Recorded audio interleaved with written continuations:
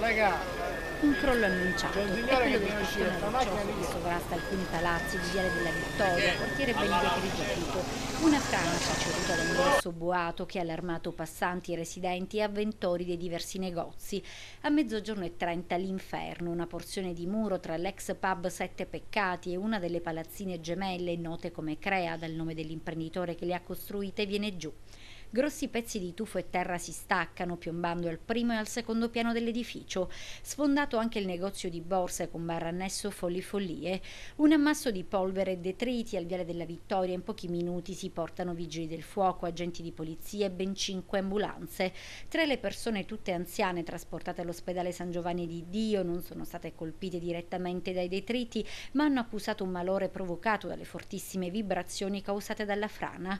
Sul posto si sono portati anche il questore Mario Finocchiaro, il tenente dei carabinieri Niccolò Morandi per coordinare le operazioni di soccorso.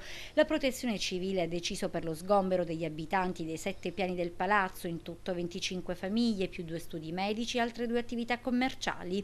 Attivata l'unità di crisi per dare assistenza agli sgomberati, ma anche per monitorare ulteriori movimenti del costone. Un crollo, come detto, annunciato da tempo. Negli ultimi anni sono stati decine di stacchi di terra e argilla.